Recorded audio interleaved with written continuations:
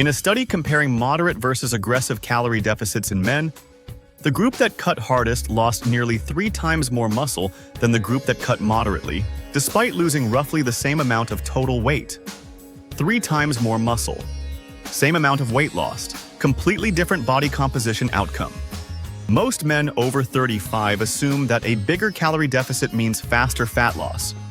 And in the short term, the scale agrees with them. But what the scale doesn't show is what they're actually losing. In this video, I'm going to show you exactly what happens when your deficit is too large, what the research says the right size actually is for men over 35, and how to find your specific number. Here's what we're covering. First, what actually happens inside your body when the deficit is too aggressive, not just slower results. Something more specific and more damaging than most men realize. Second, the sweet spot. The deficit range that research consistently shows produces the best fat loss results for men over 35 while protecting muscle, and why that number is probably different from what you've been told. And third, how to find your personal number, because the right deficit isn't the same for every man. It depends on your body fat level, your training, and where you are in your fat loss journey. I'll show you exactly how to calculate it.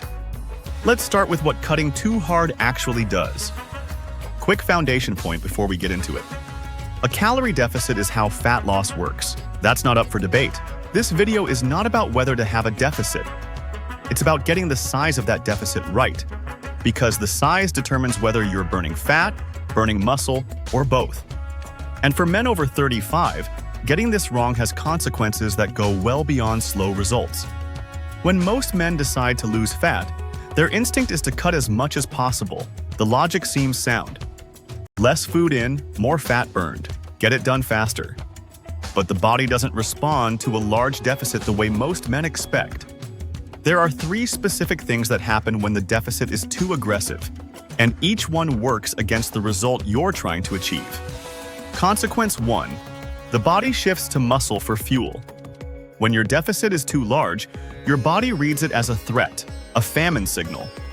And in famine mode, it becomes highly conservative about releasing stored fat. Fat is long-term survival fuel. Your body wants to hold on to it.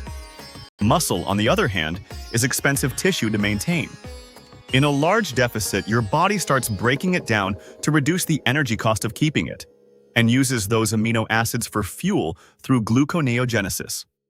The result is exactly what the study shows in the beginning of the video. You lose weight, but a disproportionately large amount of it is muscle, not fat.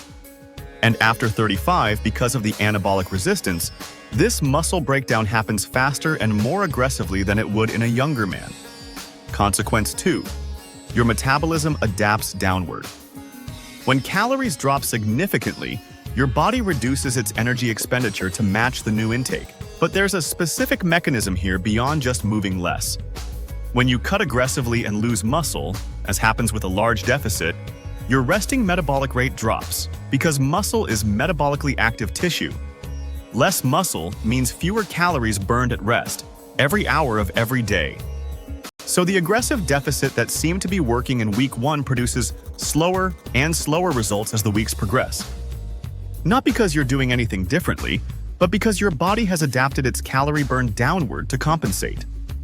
The deficit that started at 800 calories below maintenance is now 400, because maintenance itself has dropped. Consequence 3. Performance, recovery, and consistency all collapse. An aggressive deficit means your body is chronically underfueled. Training performance drops. Recovery between sessions slows. Sleep quality suffers.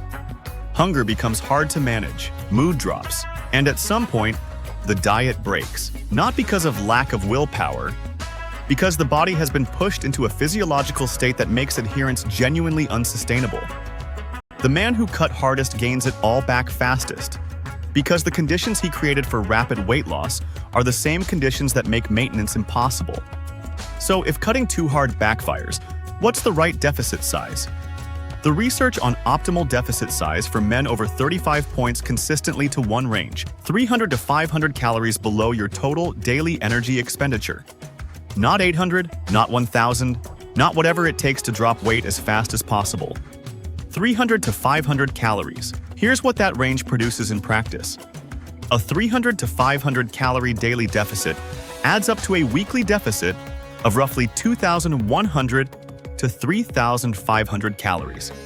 Since 1 pound of fat contains approximately 3,500 calories, this translates to a fat loss rate of 0.5 to 1 pound per week. That sounds slow to most men, and that's exactly why most men cut too hard. But here's the critical difference. At a 300 to 500 calorie deficit with adequate protein, the research consistently shows that muscle mass is largely preserved. The weight you're losing is predominantly fat. At a 700 to 1,000 calorie deficit, you might lose 1.5 to 2 pounds per week on the scale. But a significant portion of that is muscle and water, not fat. And the metabolic consequences of that muscle loss follow you long after the diet ends. Slower on the scale, better in the mirror, and a metabolism that stays intact for the next phase. That's why 300 to 500 calories is the sweet spot. Not because it's conservative, but because it's the range that actually produces the body composition result most men are after.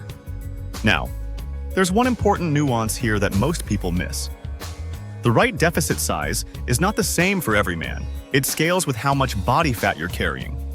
Men who are carrying a higher body fat percentage, say 25% or above, can sustain a slightly larger deficit without the same degree of muscle loss. Because they have more stored energy available, the body is less likely to cannibalize muscle for fuel. Men who are already relatively lean, 15% body fat or below, need to be more conservative with their deficit. Less stored fat means the body reaches for muscle more quickly when calories drop. The practical implication: if you're just starting out with significant body fat to lose, a deficit toward the higher end of the range, 400 to 500 calories, is manageable.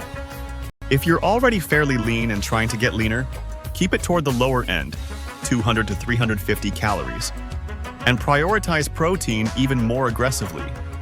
But none of this is useful until you know your actual number, and finding it is more straightforward than most men think. To find your deficit, you need to know your maintenance calories, the amount your body burns on an average day. This is called your total daily energy expenditure, or TDEE. You don't need to measure this precisely, you need a reasonable estimate, and then you adjust based on real results. Step 1. Estimate your TDEE. The simplest method: multiply your body weight in pounds by 14 to 16, depending on your activity level. Sedentary desk job with minimal exercise, use 14. Moderately active, training 2 to 3 times a week, use 15. Consistently active, training 4 or more times a week, use 16. Example: a 185-pound man with a desk job who trains twice a week. 185 multiplied by 15 equals 2,775 calories. That's his estimated maintenance. Online TDEE calculators work equally well and take more variables into account. The specific number matters less than having a starting point to work from. Step 2. Set your deficit. Subtract 300 to 500 calories from your estimated TDEE. Using the example above, 2,775 minus 400 equals 2,375 calories per day as a starting target. If you're above 25% body fat, start at the 400 to 500 calorie end. If you're below 18% body fat and trying to get leaner, start at the 250 to 350 calorie end. Set this as your daily calorie target, not your weekly average. Consistency across the week matters more than hitting a weekly total. Inconsistent intake, very low some days over on others, creates more hormonal disruption than a steady moderate deficit. Step 3. Track for 2 weeks, then adjust. Weigh yourself at the same time, on the same day, every week. Morning, after using the bathroom, before eating. Use a 2-week average rather than daily fluctuations. Water retention and digestion create daily noise that has nothing to do with fat loss progress. After 2 weeks, if you've lost 0.5 to 1 pound per week on average, your deficit is correct. Stay at this number. If you've lost more than 1.5 pounds per week consistently, your deficit is likely too large. Increase calories by 100 to 150 and reassess. Faster than 1.5 pounds per week for men over 35, almost always means muscle loss is occurring alongside fat loss. If you've lost less than 0.25 pounds per week after 2 weeks, your deficit is too small or your TDEE estimate was low. Reduce calories by 100 to 150 and reassess. One more adjustment that most men don't account for. As you lose weight, your TDEE drops. A lighter body burns fewer calories. This means the deficit that was 400 calories below maintenance at 200 pounds may only be 200 calories below maintenance at 185 pounds, because maintenance itself has decreased. Recalculate your TDEE every 10 to 15 pounds of weight lost, and adjust your calorie target accordingly. Failing to do this is one of the most common reasons fat loss stalls after the first few months. Not because the body stopped responding, but because the deficit quietly closed. So let's go back to where we started. The group that cut hardest lost nearly 3 times more muscle than the group that cut moderately, despite losing roughly the same total weight. Now you understand why. A larger deficit does not mean better results. It means faster scale movement, with worse body composition, a slower metabolism, and a harder path to maintaining whatever you manage to lose. For men over 35, the margin for error is smaller than it used to be. Muscle is harder to keep, metabolism is less forgiving, and the consequences of cutting too hard follow you longer than they would have a decade ago.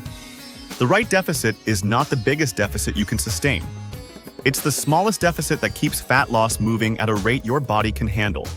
300 to 500 calories, tracked honestly, adjusted every few weeks as your weight changes. Not exciting, not dramatic, but the approach that actually produces the result most men are trying to get to. If this video helped you understand things a bit clearer, I appreciate you taking the time to watch it. What I focus on here is simple, realistic approaches that middle-aged men can actually stick to. Because that's what gets real results. If that's something you're working on, you can stick around for more.